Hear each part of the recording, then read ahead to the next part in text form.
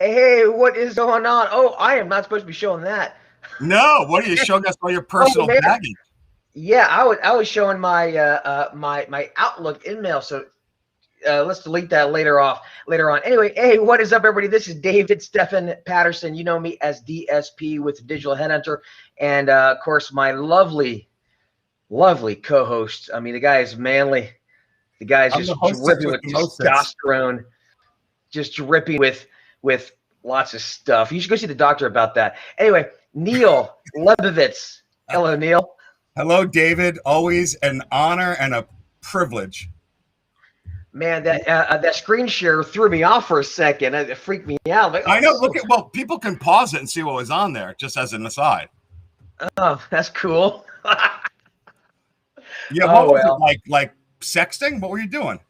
Well, actually, no. I guess we should say what the show is about. We're going to be talking about all things lead generation because we're heavily involved in lead generation ourselves. We're doing it. We're actually practitioners. And I was going to share my screen and show a couple things later. And for some reason, it was sharing it right then there at the moment. And my gosh, how embarrassing! Yeah, it's embarrassing. I'm sorry that you went through that. Hey, so this is my I'm working. I'm not working in an office now. So let's do this. Let me what's better? Do I keep the fake background today, or because it's a beautiful spring day and I'm out, do I do this, which is where I am now live? That's alive. Oh That's wow, me looks in my nice. backyard. Yeah, I'm in my backyard today Yeah, because let's it's see that. gorgeous Looks out there. better than the guy in the background doing the same thing over and over and over again on a 10-second loop. David, you fell for it the first time. As do a lot of people. When I do that, and they're like, "Oh, you work in an office with COVID?" I'm like, "Yeah." That guy would be so annoying. Like you'd have to fire a guy that just constantly lifted up papers and put them down. Unless that was his job. If that's his job, he's doing a crack job at that job. He's If doing a that's great his job. job, he's awesome at it because it's repetitive and boring. And yet that's what he does. So yeah, this is Exactly. the outdoor. It's spring in New Jersey. It's about 65 degrees. I've got the outdoor heater going just enough to keep a warm hue, which is the wrong word, but it fits. You know. It looks nice. It looks nice. I'll tell you what. The quality of your audio and your video is definitely much better. You know, back in the old days when we were first doing the show, it's grainy. I think you're in your bed. You'd be shirtless half the time. And now look at this. I mean, you've really. A year ago you were homeless, and now you're homeless with a mic. You That's a know what? huge My bed. transformation. It's become a big office of mine, and I feel like that guy on my 600-pound life. You know what I mean? Like some days I don't move from my bed, like, and it's bad. I try to get outside when it's nice. I actually have a work meeting here. I have two of my colleagues that we flew in and visited. Look, they're all here working hard. Say hi, Oh, yeah. Cassie. Hi. Your fingers over the camera. Oh, yeah, there it is. There they are. That's Cassie and Amy working hard outside. There's the heater. So yeah. So we're did you see them? Because I just turned the laptop. Oh yeah. Is it so all right, let me ask you this. Now first off, for those of you who are just checking in and you're like, dude, what are you guys talking about? So we are going to be we don't have any guests today. We're going to be talking about all things lead generation, which I think is going to be very appropriate for a lot of folks right now. But before we get it, I just want to make sure I tease everybody so they stay watching through this boring bit. But boring bit on banter is what the show was based on originally. Remember, like our first shows, it was 90% banter and 10% training. Oh yeah, I think we were almost canceled several times. The cancel culture. It's because of the affair that I had with the 16-year-old girl and the trafficking. That's what almost got in the way of the show being canceled. But our audience. But back in the day, that was normal. Everybody did it. Yeah, I was telling a friend a horrible story at college that in my day when you went to college, no didn't mean no. Like, and I don't mean that in a horrible way. Like a friend of mine was telling me that, and no joke, right, that he thinks he raped someone, and they didn't mean rape, date rape. No, I'm not joking. So this is okay. I did a joke. Okay, never mind. But so go back to like I was in college and I graduated in '85. So there was like a belief. It's like his genuinely believed because the girl he was with had a reputation, And she would pretend like, oh, she's not into it. And then she would, you know, all you have to do is persist a little bit. And then she'd become this animal that she was known for things. And I'm not saying at all that it just like I totally am with culture, but it's just so weird how in the day that would be someone's thinking because it wasn't even brought to the top of mind. And it's date rape. It's date rape. So I'm like, you raped someone. Well, hold on. Like, do you mean she said no? Right. Like, Again, she no, wasn't crying. or Anything like, that. She was like, no, I don't do that. I'm a good girl, right? And he's like, yeah, I know how this works for my friends, you know, and, you know, just get a little forceful. Not forceful. That's the wrong word. Like, whatever. She's taking a dark turn, sir. No, but it's like just amazing how things change culturally. That's for the better, of course, right? But it just, it was an amazing story. And I'm like, yeah, you are an official rapist. But it wasn't considered that then, right? Yet now no one would do that. Well, they shouldn't, right? But they would, you know, no means no. Well, yeah, I think there's a gray area there, right? Because, you know, so obviously, for example, you know, hot, passionate, steamy nights have never started with okay, could you sign this affirmative consent form? You know what I mean? So there is a gray area where there's a lot of, it's kind of the dance between men and women where it's like that. You know, if it's in fact, you know what? Here's a good, and this actually goes into what we're going to be talking about with regard to lead gen, but because lead gen is a lot like the dating world, right? And one thing I will say is that and I actually had a girl tell me this a few years ago, and I thought it was really funny. She made a comment. She said, you know, what some women would consider very creepy and obnoxious and whatnot from a fat, ugly guy would be considered sexy from a fit like a Brad Pitt guy. It's the same the other way around. Like on Tinder, a hot girl could put in "fuck off." Like, I only talk to legit people, and you'd be like, "Oh, that's adorable. Love your profile." And if you're not attracted, you're like, "You stuck up thing." But that's normal. It's normal, but but I'm saying is that there is a bit of you know, they're expected that dance between the two, and that's kind of like a natural thing. Well, we're losing viewers by the dozens, by the way. Yeah, I know, by the dozens. But let's do this. Let's you know, obviously, I think it's a great segue into lead generation because this actually, you know, the dating world is a lot like lead generation. In fact, I wrote an article about maybe 3 months ago, which I believe was DSP's 21 Rules of Dating and Lead Generation or something like that. I'll post up the link in the comments later.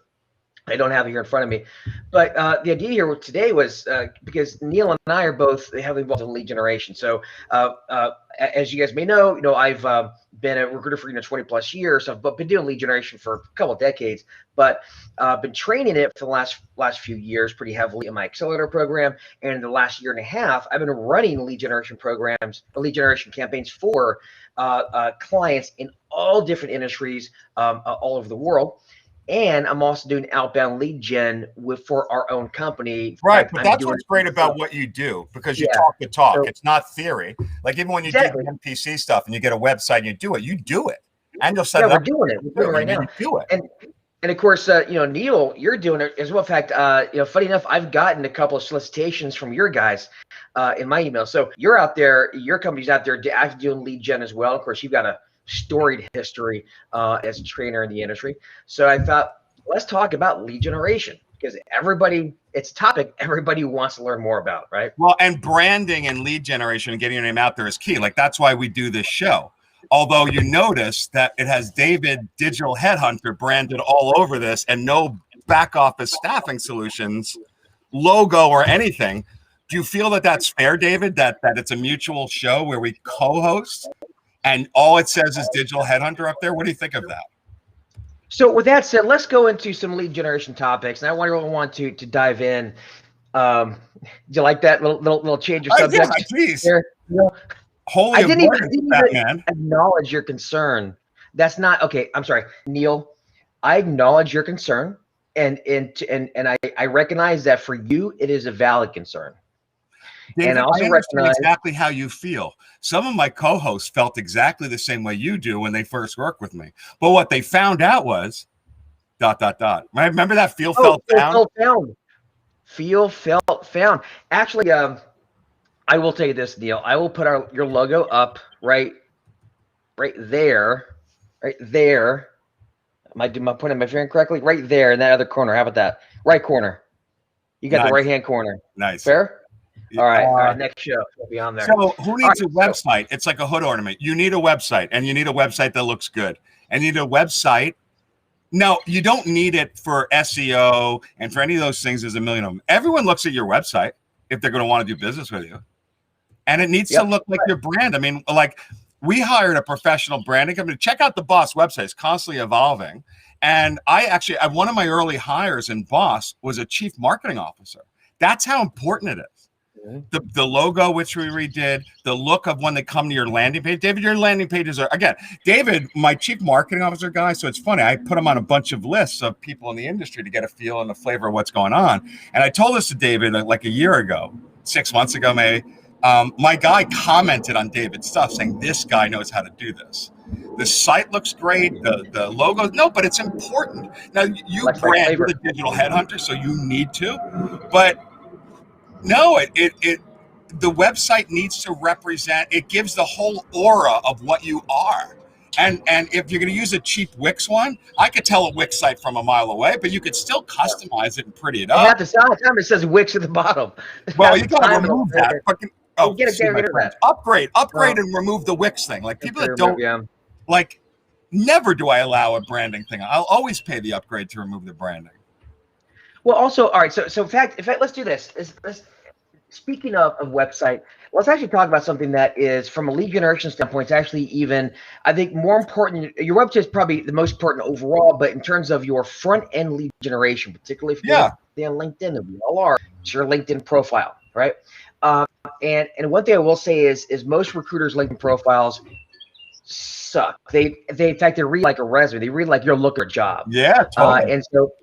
I'm going to do this. I'm actually going to share this and show some little pieces of what I typically recommend to people on their LinkedIn profile, because you think about when you're reaching out on LinkedIn, right? You're messaging, you're selling your services.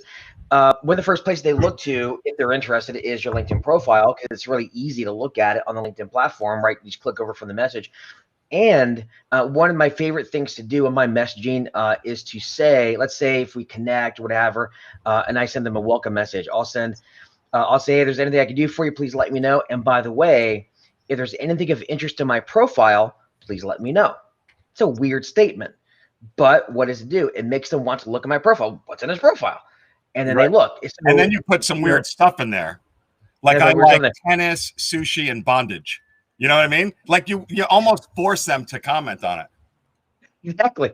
Here's my LinkedIn profile. Now, granted, this is going to be a different layout because I'm actually logged in. So typically, my you can do your view your profile. Go up top and hit view profile.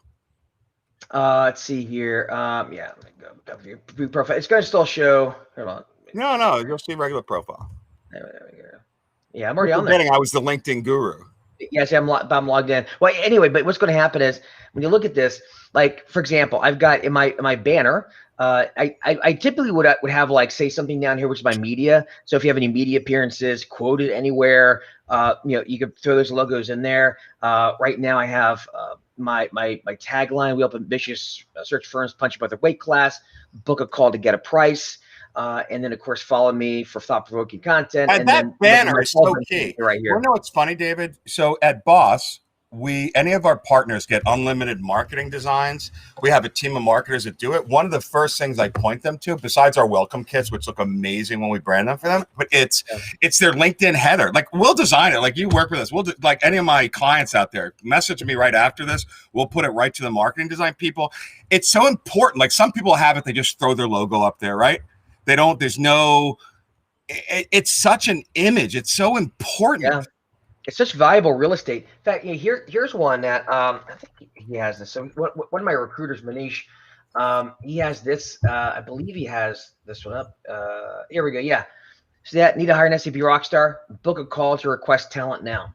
right? It's just, and granted, they can't click the button, but right, it's there to draw attention, and of course you can do it any number of ways, but a call to action in really the most important real estate you got, and people just waste it. So, well, look, those people watching this in my group, you notice I changed the banner. I make the group. You can, I mean, I market the book in there very much, but it's not like a Neil Fest, Boss Fest advertisement, right? We make sure it's of value to the people. So, but in the independent recruiters group, if you look at I had that designed professionally. And again, not that anything crazy. It's got we had the lead gen, which is the book, and we'll talk about lead gen. Yeah, go to independent recruiters, URSA, independent recruiters. So yeah, so you got the that's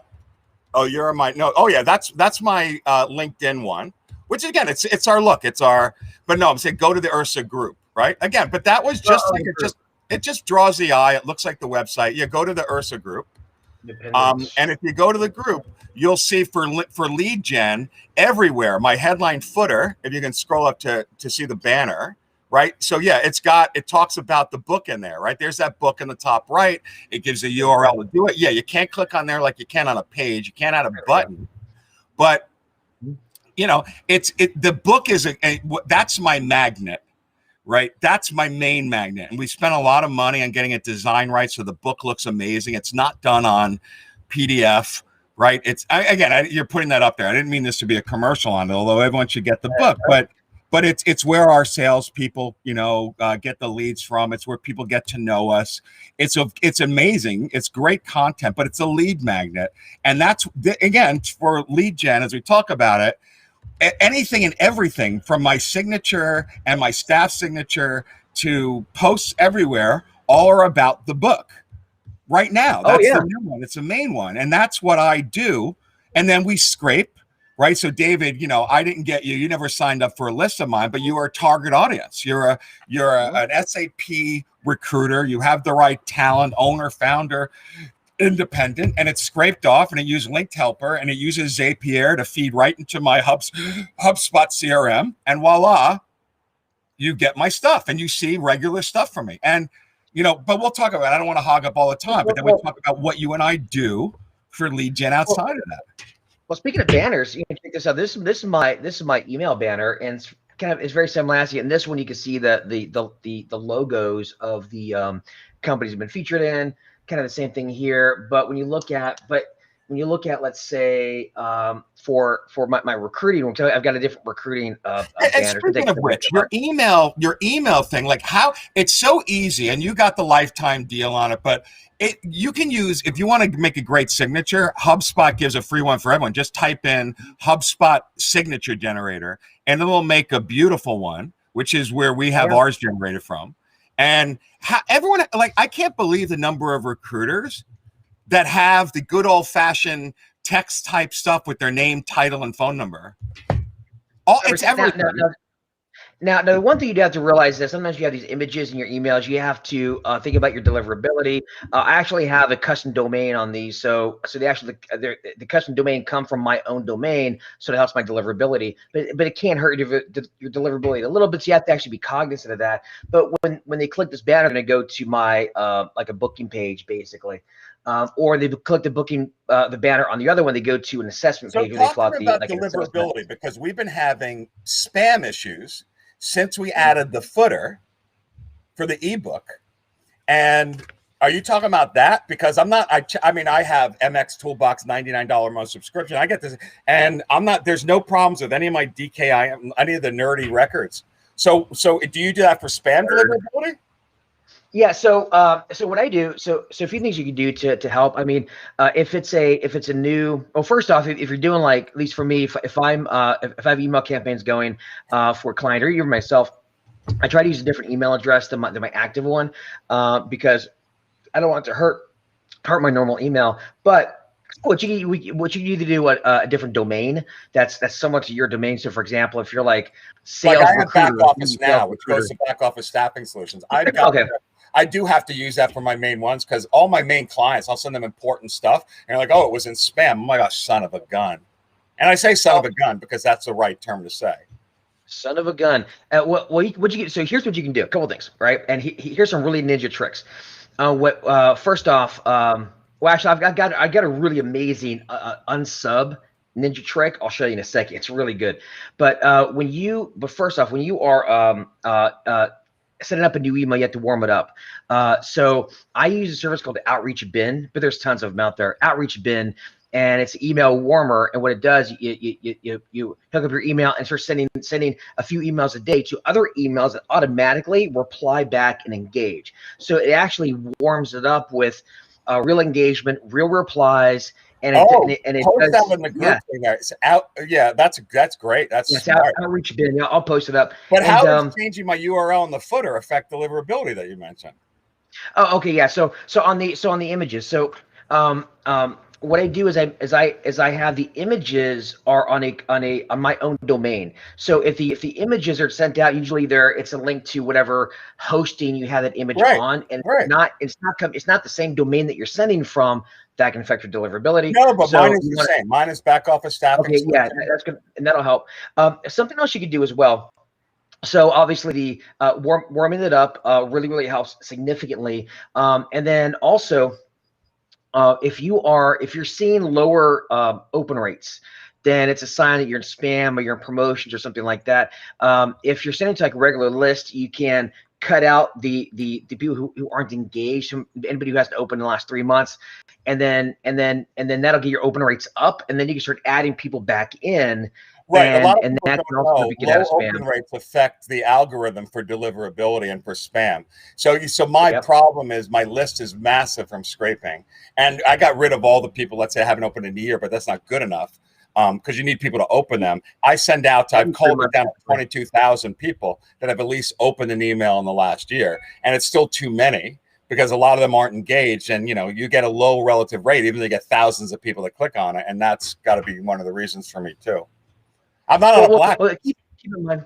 Well, now let's keep in mind for those of you who aren't familiar. So there's really two types of email campaigns you can do. There's going to be the email campaign used with an autoresponder, Active Campaign, MailChimp, something like that, more like a drip type of campaign, as opposed to active lead gen, where you are emailing with an email like Mailshake, Outplay, Outreach.io, Woodpecker, where it actually sends from your own email in Outlook or Gmail. And so those are two different. So on the autoresponder, you have to unsubscribe link. On the outbound, lead gen, you don't. You just have to, at least in the US, you at least have to say, if this isn't relevant to you, let me know, something like that, and then you're within the law. What I found is that then you're within the law, according to David. Not quite, but yeah. But here's the interesting thing, right? If you're doing active lead gen, right? So you're sending email out, and within the U.S. law, you can just say, if you don't want to see this email, let me know, whatever. When they reply I hate back, that, by the way, when people send that to me, well, that blows. I want an unsubscribe button. But here's a great thing about that. When they reply and say, "Take me off your list," notice that does increase your deliverability, because now you have a reply. So the email sees engagement. So that actually helps your overall deliverability. When people say, "Hey, take me off your list," boom, my deliverability just went up. All right, so David, your big thing is to get on your fun emails, which have great content. How do you go about generating the leads to get people to opt in and sign up for your stuff? Because I told you what I do. But yeah, so for me, in my outbound lead gen, yeah, I just get the emails, and by the way, when I do my outbound lead gen, it's usually combinations of LinkedIn, email, phone, email, LinkedIn. So it's messaging sequencing, right? But by the way, your stuff is great. You gave it to me once. I was allowed to do it for a presentation. I didn't ask you for permission on this one, but I keynoted at the Pinnacle Society annual conference this week. And I showed them, and I gave you total credit. We talked about you and your program, but I showed them your template of stuff, told them to use you. Here's what you have. Everyone needs to do the combo of all of those things. And that was the message. So, it needs to be video, and it needs to be voicemail drops, and it needs to be phone calls, and it needs to be real LinkedIn messages, and it needs to be a follow-up message like you have on there with forwarding the old message. Like it's simple and brilliant. 100%. And I'll tell you what, It is. It's really it's not a rocket science. And we can talk about the sequencing and what you put in there. But I do want to go back to email deliverability though, because I've got I've got a couple of ninja tricks I can show. But when it comes to your, but to answer your question, when it comes to getting people to opt in, it's just offering something of value. So you can offer in, you really offer, hey, opt into my newsletter, opt in, or here's the ebook, here's this list, here's this thing, here's this training. That's typically what I would do. Now, I know a lot of recruiters, when they get together a drip campaign, they'll take lists of emails from their clients, emails from their candidates that they worked with before. They're not opting in, so you're kind of in a gray area there, to be candid with you. Or when you connect on LinkedIn and you get their email address, you put them in autoresponder. That's also kind of a gray area, which can affect things. So for me, I typically only have people on my autoresponder that have opted in somehow. But then on my outbound lead gen, then that's everybody, right? Because they haven't opted in. And that's kind of the difference there. So David, one of the things I do, and lots of companies have done it, I don't know if you do it, but for the ebook, and by the way, you have to send value to people because the ebook's great. It's real value. There's some implied commercials in the ebook about what we do. Well, hey, boss, we do this, but it's at least people, and it's the same way that I work when I get emails. If I'm on someone's list, and I at least know once in a while, and it should be more than once in a while, but even if I know once in a while I'm getting a good friggin' nugget from this, I'll just delete the message. I'm not going to unsubscribe. If I'm getting constant commercials, I'm unsubscribing in a heartbeat. I just want the value pieces. Again, if I get one or two great things in a year, I'm happy. But again, it should be a lot more than that, right? But the value of what you put in, the commercials implied a lot of the time too. They'll know you're a recruiter. If you're doing this, you'll say, by the way, now, let me tell you about, how we give the best customer service, right? All that stuff we always talk about. And I was going to say something else that was super cool and super interesting. I don't allow people to download the book. I have my HubSpot, and there's plenty of add-ins you can do. I don't allow personal emails on it. Do you? Meaning it won't allow a Gmail, a Yahoo, a iCloud. It forces them to use their business domain. I prefer the personal. Personally, because if the business changes or whatever, I mean, that personal saves them usually forever. And with the personal allows me to then, if I hook that up into, say, Facebook, I can create a custom audience with that personal email address. That's a good point of the custom audience. But it's lots of studies have shown, it's why people do it, that it avoids kind of fake stuff. It avoids a lot of the disposable emails, which everyone has a disposable email. I mean, a lot of people don't know on if you have Gmail, hosted account or regular Gmail, like for my back office staffing solutions is Google Suite. It does it. I'm Neil at backofficestaffingsolutions.com. I could put in Neil plus DSP. I could put Neil plus ebook. And I can never use that again. That's all going to still come to me, but it's totally disposable. I'm not saying if a human, were to look at it, they wouldn't just take out the plus, but no one's doing that. It's going into their CRMs and their mail lists. And so I'll do that for any business thing. I'll put in Neil plus whatever the vendor is, or Neil plus shopping, or Neil plus computer at backofficestaffing.com. And when I'm done with it, I delete. I'll put in another one. It can be anything. It's very cool. Most people don't know that.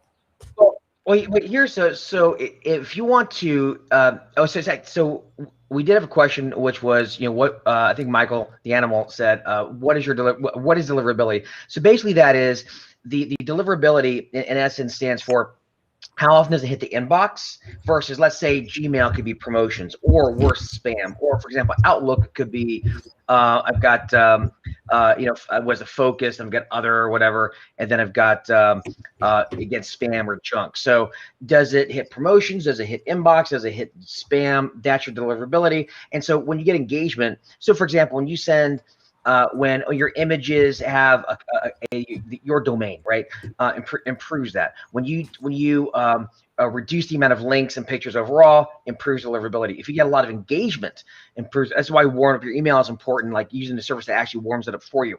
It's also important having test accounts where have a Gmail account set up where you send emails from yourself occasionally and see, does it end up in spam? Is it in my promotions? But a really cool ninja trick, though, for those of you who scrape emails and put them into a MailChimp or an Active Campaign or some sort of autoresponder, I've got a really cool a trick that'll help you vastly reduce your spam complaints. Can you What call happens it a is ninja trick? Because I don't think you use ninja enough. Say it's a ninja trick. I think that'd be a good ninja preface to some of your terms to get people excited. it is a ninja trick. All right, so check this out. So I'm going to show you something where, again, if you go scrape emails and put them in a drip campaign, I'm not usually the biggest fan of that necessarily, but if you do that, you are going to get a lot of spam complaints because people are going to unsubscribe because by law you have to have that link if it's an right, which is why I always add them into right. a large. I never send it out directly to that group when I get it. It's always added on to my good delivery list because if 25 out of the 80 people I just entered unsubscribe or 5 of them call it spam, I'm still going to be totally within the 0.05% or whatever it is. So I'll go out. But if you didn't get those, your deliverability will even be better. And you even get people, and this will piss me off. I'll get people that sign up for the Lighthouse Method, which is my guy that I've had a few years ago. So I'll see on their account, Lighthouse Method, a training, the 2021 planning session. Like I had one actually a few days ago. She had signed up for all my things, opted in, and then a few days ago she opted out. Spam complaint. I'm like, and we can see who gives a spam complaint. If you know the person, don't put in a spam complaint. Well, yeah, she was in the herc. I kicked her out. I'm like, all right, if you're going to do that to me after opting in for all my things, you're gone. But check this out though. But here's really cool.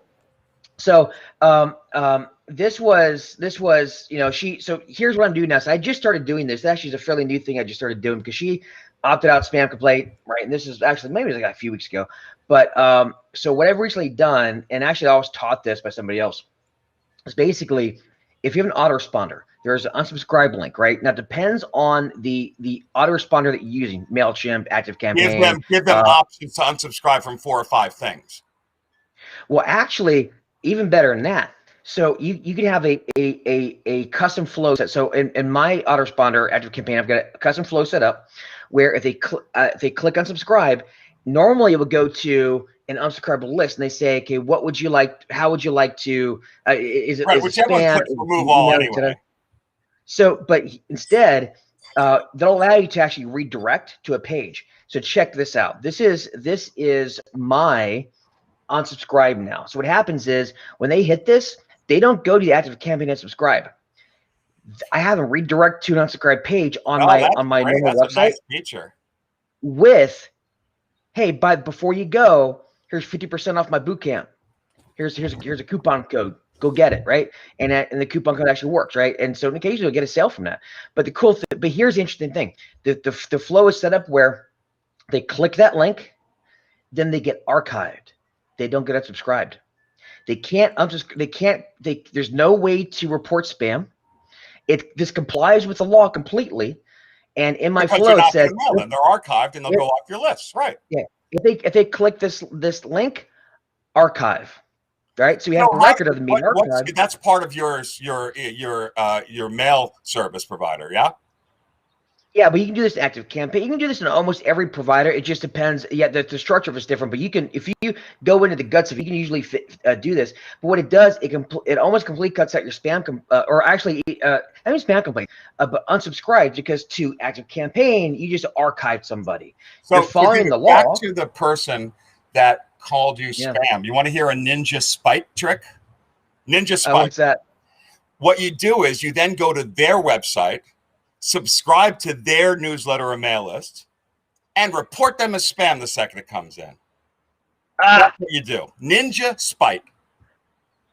Oh, that is funny. Well, I will say this. I did have let me take this off here. So I did have somebody a few weeks ago. This is my normal outbound, not an autoresponder email, but it was my normal outbound email campaign. And the guy replied back, and it wasn't me. He just said, "Hey, bud, I don't want these emails anymore. Take me off your list." That's why I took him off. But the funny thing is, that same week they scraped my email from LinkedIn and put it on their autoresponder. Yeah, of course. So I copied Animal posts these great things in his group. Yeah. We're like, how dare this recruiter call me at work? right? Like, Well, I I love that. copy pasted it and put it in my and responded the same way. Actually, I will say this: if I get somebody who's nasty, to me, like I'll send an email. They're nice, but sometimes I'll get some nasty folks. I'll usually respond with an appropriate GIF, because whatever. Right, they're off my list anyway. But anyway, but those of you who want to set something like that on your drip campaigns, again, just look for the ability to. The option usually is to hit the unsubscribe. It is a redirect.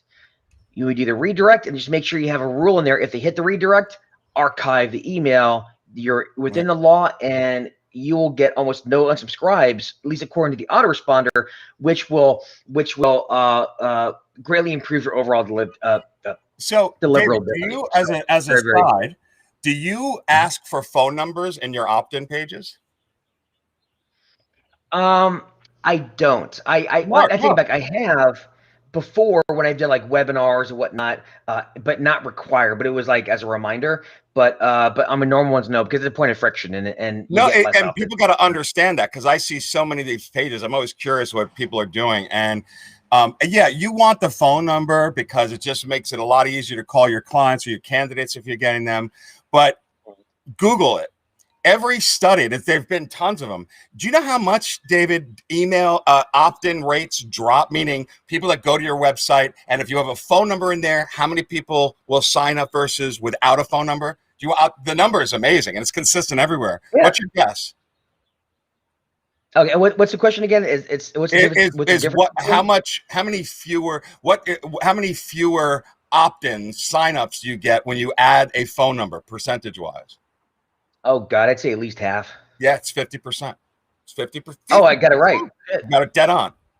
It's like 47, 40, but yes, 50%. That's massive. Well, it's like anything else, right? The more points of friction you have, generally speaking, you'll get more qualified folks who are more interested, but you'll get a lot less people. And so what happens if your lead generation is like a funnel, the more friction you have, the more you put out. Tell me that a little bit, but I don't give my phone number in a lot of things because I don't want to get text. I don't want to get that out there. And I'm interested. I'm qualified. I'm a qualified lead. Well, not that you're not qualified, but they're interested. So here's a good example.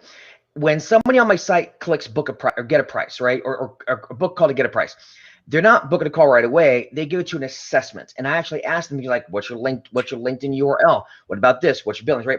It's a huge point of friction. Now that person may be qualified and they may not fill it out. That's fine. My time is very limited. So I want people not only who are qualified, who are interested enough to fill it out. And so again, obviously it's very, very bottom funnel as opposed to, say, a number might be very close to top of funnel. But I had and as an example, I had somebody who's actually still in the hurt. She filled out this assessment and she was like super rude on it. Like, I just want a price. I don't want to. I asked, like, what's the three biggest challenges you have? And she's like, answering these questions. Really rude. And so I saw who it was. I'm like, and I'm like, I basically qualified out somebody that would not have been a good fit anyway, because it's a huge point of friction. So I think it's more about, on opt-in, I wouldn't ask for a number, but let's say on a training session where it's kind of really highly qualified, highly interested people, probably would for one. Yeah, that's different. That's same for webinars. People sign up for it. By the way, this question that's posed up there, I did bad fast math in my head. The 0.05, I was talking about the number's 0.1, by the way, not 0.05, but it's at one out. They allow one spam complaint, and I'll tell you who's they, for 1 in every 1,000 emails that you send out. So if I'm sending out 23,000, I get 23 people that could call it spam without it affecting my deliverability. Now, who checks it? No, the government's not checking it, which was a question. Your mail service provider is going to check that, and you're going to run into trouble. If they don't, you're going to get tons of spam because you're going to be on their servers and all sorts of problems. So you can get kicked out of MailChimps all over this stuff, as are all the name ones. And Google and iCloud, Apple, and they all track all that stuff. So you don't want to have those heavy spam complaints. So if you do that technique I talked about, that'll pretty much keep you in the clear. Because again, I know a lot of recruiters will take 1,000 emails, dump them into a drip campaign, and have at it, and Oh man, my you're God, going you're to going to get more than one person calling it spam. Exactly. That's why I'm saying, Yeah. again, I like your method, but that's why I'll add my 100 to my 23,000. And out of that 100, I don't get close to 20 spam complaints on an email thing. I'll get 5 though. You know, and it's okay. I still have instead of 0.1, I'm at 0.0. I'm at 0.025. You know. Well, what's going to help as well is so let's say okay, let's say you're out there and you're sending out like 1,000 emails a week, and it's like a newsletter style, or maybe a month or whatever. You're a recruiter, and you're still doing that, right? Typically, what happens is people send out this newsletter style email, which is like article, or here's some news, and here's some links to some articles about the industry or whatever, but it's very static. It's very much like one-way communication. A great way to increase your overall deliverability is once in a while send out a short email which simply says maybe the subject might be question and then first name or whatever. It's a David question or whatever, a quick question. Say, hey, I want to get a read on my audience. What is your biggest challenge with in recruiting blank talent? Let me know, and I'll make sure to include that in my next letter, or something like that. Something that drives a response. Because if you do that once in a while and get a fair amount of replies back, your deliverability overall will start going up. And so always be thinking about how can you get people to engage. In fact, I know we're about to do news here, but I played April Fool's prank last Thursday, where I sent an email to my list, and I did this in the Herc that the Herc was shutting down because it violated Facebook policy. I had hundreds of replies. I had the highest open rate on my email list I've ever had, and that was on 2 emails. The email where I pranked, and then the second email where I came clean. That was the April Fool's prank.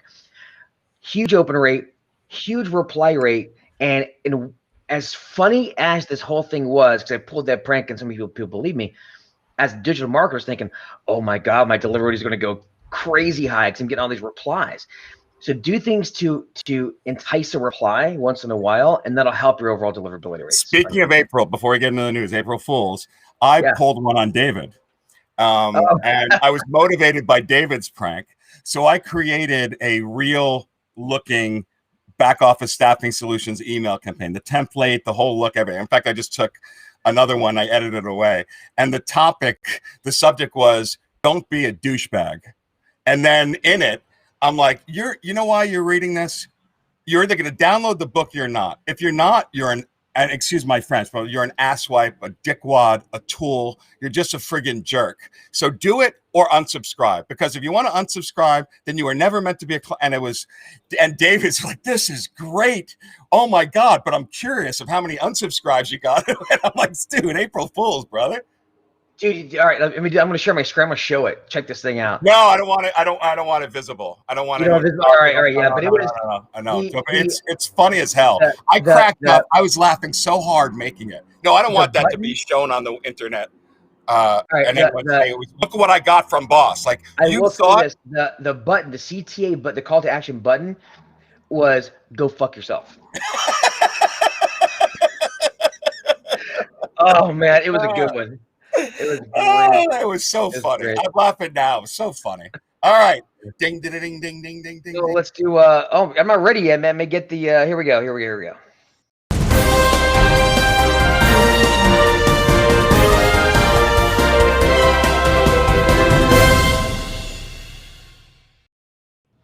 April 9th, 2021. The news today with David Stephen Patterson and Neil Stewart Lebovitz. Thanks, Jake. This is my mic. Don't I sound good into the mic? Like in a world where 2 people can co-host a show, drawn in with the animal as the commentator, coming soon to a podcast near you. Right? You gotta love the mics. Anywho, so very phallic, by the way. So a post went out this week talking about travel nurses and the boom in travel nurses. So I'm going to give a hint. It's absolutely up from last year. David, take a guess at what percentage increase travel nurses is over last year. 39.315%. Oh my God. Did you no 100% growth in the industry? Really? 100% growth. Is that not mind-boggling, or is it just me because I have my pulse on the temporary staffing industry? It's mind-boggling. Right? I mean, it's so there's not much more to talk about on that one, but it doubled, right? I mean, that's crazy. Yeah. So well, now, so let me ask you: is that 2020 numbers compared to 2019 numbers? No, it's trends. It's trends right now. Okay, gotcha. Well, obviously, although I will say there was probably a big dip last year, right? That probably contributed to the big rise now, the difference, right? I'd imagine that there's probably a pretty big dip last year too, right? No, now it's way. I mean, again, it's travel nurses, right? So it's all these people and helping with COVID, and then all the nurse shortages. So again, you knew it was going to go up. That's crazy. Now, staffing on the temp side, which is what I always say, everyone has to get into it, are up 22% year over year. That's with everything, right? So that's and this Bullhorn came out with it, and it's pretty indicative. And if you look at sectors, which everyone asks about, IT, healthcare, finance, they're up a third now over the same period last year, right? And industrial, which was leading it, is up almost 20%, right? But again, the IT, the healthcare, the professional level stuff is booming. Now that's 22%.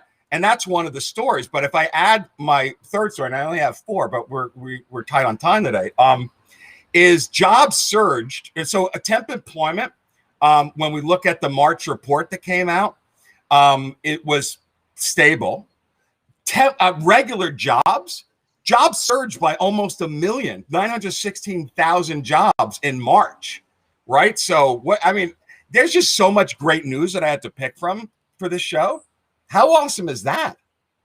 It's very awesome. I think we're going to get that bounce back. I think a lot of it, obviously, I don't know if you want to call it growth. I think there is growth, but a lot of it is just from unmet demand, from last year when things are just shutting down and things are starting to swing back. Not in all sectors, shipping still pretty bad, hospitality still pretty bad, but a lot of the sectors that are doing quite well. And the funny thing is, I did a case study interview with one of our clients, Karen Sturgeon. She's been an accelerator client and a tactical client now for a couple of years.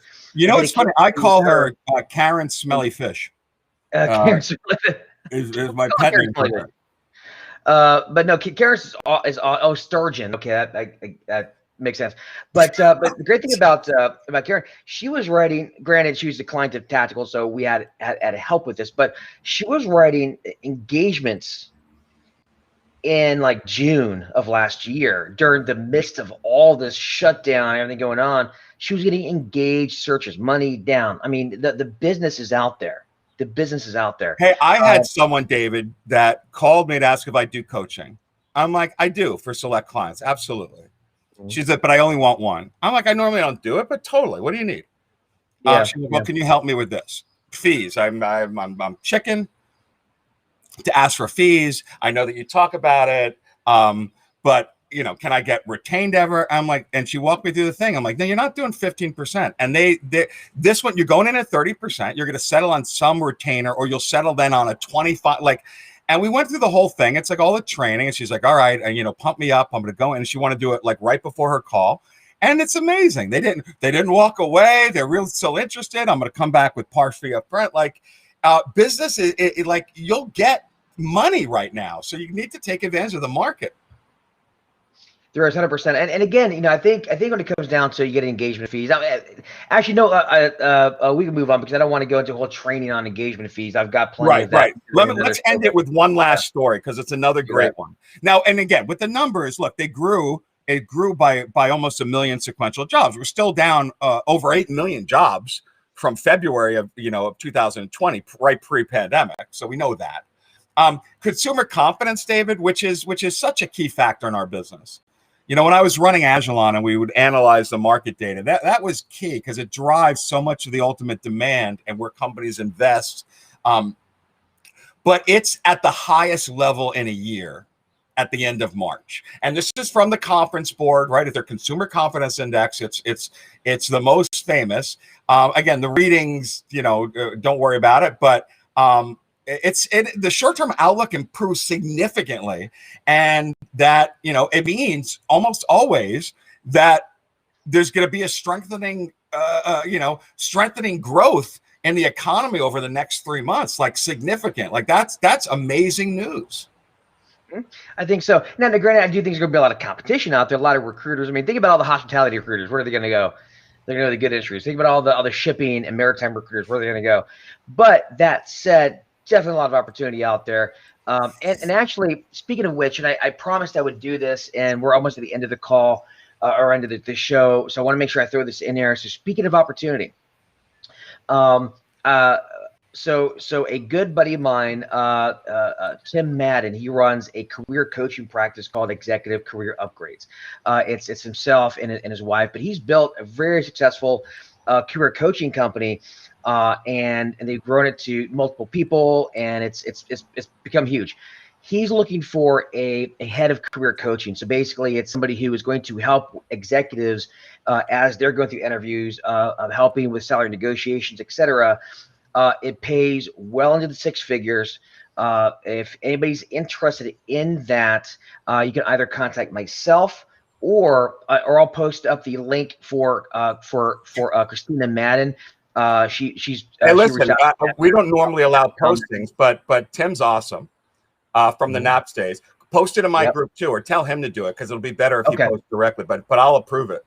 Okay, awesome. And yeah, great guy to work for. Great opportunity. Yes, because the deal is right now, Tim's doing it, and he's doing operations, and he can't do both. So he's going to move into operations. He needs somebody to actually do the coaching, so that way he can continue to grow the company. So that's the big thing. So if you guys can do that. Secondly, I've got one other thing as well I want to pitch or at least promote. I have a LinkedIn post right now that I'm trying to get more engagement on. So I have a script that I use when somebody tries to get you to send redacted resumes or blinded resumes. I hate doing that. I think it's very unethical. I got a script that I use. If you go, and I'll post it in the comments, if you go and engage on it, I'll find you and I'll send you that script. But only if you engage on that. And make sure you download Staffing by the Book at www.backoffacestaffing.com/staffing. Staffing by the Book, backoffacestaffing.com/staffing. This message has been brought to you by Boss, not the digital headhunter, whose logo is not on this show. It'll be on the show at some point. So I'll do it next week. May 8th coming up is our anniversary, David. Oh, right. One full year. We're just a couple of shows away from our who knew? We thought, I mean, to go from 2 subscribers to literally tens of subscribers, David, in a year is heartwarming. Wow. Who would have thought? You know what? We should do a big extravaganza show then. And so we'll talk about that offline. We'll cover something. And also one more thing real quick before you go. If anybody's interested in Accelerator Tactical, go to thedigitalheadhunter.com/assessment, or go to my website and just click Get a Price, and you'll fall through the funnel. And eventually you'll be talking to myself or one of our growth advisors. We can talk about one of our programs. And David, were you broadcasted to my group? We didn't check this time. Oh, you know what? I've been so much fun on this call. I haven't checked any of it. Imagine if it wasn't broke. Well, we have the chats. David and I did that one show, and we're like, wow, people are really quiet. We realized like 10 minutes into it, which is why it was like 2 or 3 weeks ago we didn't do a show. We literally were 15 minutes into it, and we're like, I don't think we're broadcasting. And one show we did that, and we had to redo, and we came in late, and we had to redo the banter, and it felt kind of forced, but we weren't bad. Like we redid the same. We tried to repeat what we just did, but that's so awkward. David, a pleasure, my brother. Everyone have a wonderful weekend. Enjoy the weather. Well, man. And thank you, everybody. Appreciate you joining in. Neil, thank you. Recruiters, we love you all. And with that said,